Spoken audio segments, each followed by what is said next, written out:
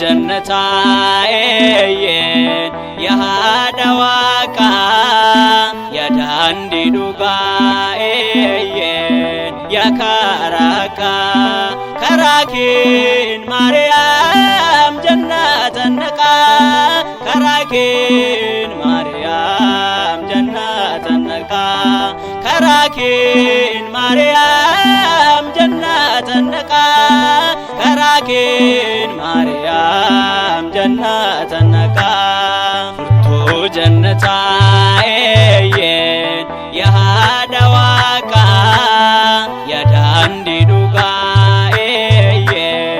yakarakaa karakin Maryam jannatan naqaa karakin Maryam jannatan naqaa karakin Maryam jannatan naqaa karakin Maryam jannatan naqaa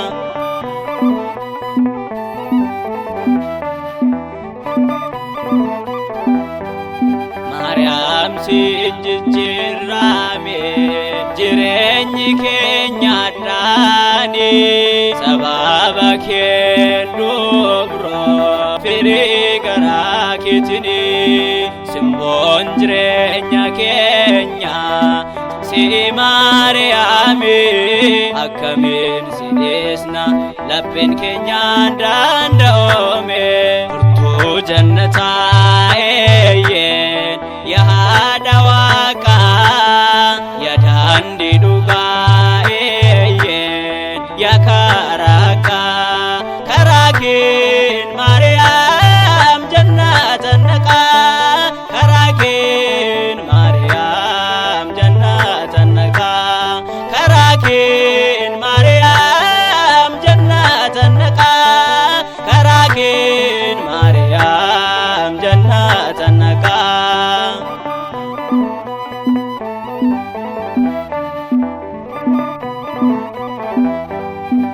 nutis dhalotaadha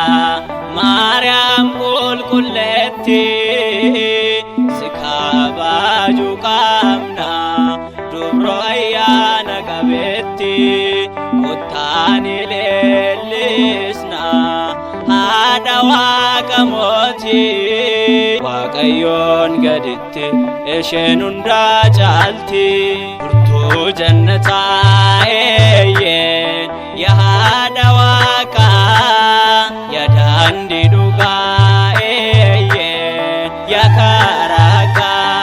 karakin Maryam jannatan naqaa karakin Maryam jannatan naqaa karakin Maryam jannatan naqaa karakin Maryam jannatan naqaa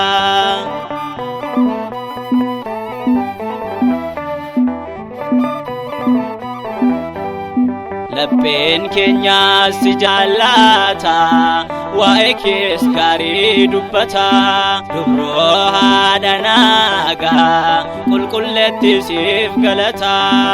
akkamiin dandeessa ibidda garaa keetti baatte kan Suraafeel sodaatu harka keetti baatte furtuu jannataayeen yaada waaqaa yaadandi dhugaayeen yakarakaa karakin Maryam jannatan naqaa karakin Maryam jannatan naqaa karakin Maryam jannatan naqaa karakin Maryam jannatan naqaa furtuu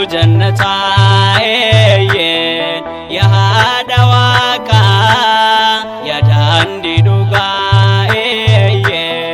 yakarakaa karakin Maryam jannatan naqaa karakin Maryam jannatan naqaa karakin Maryam jannatan naqaa karakin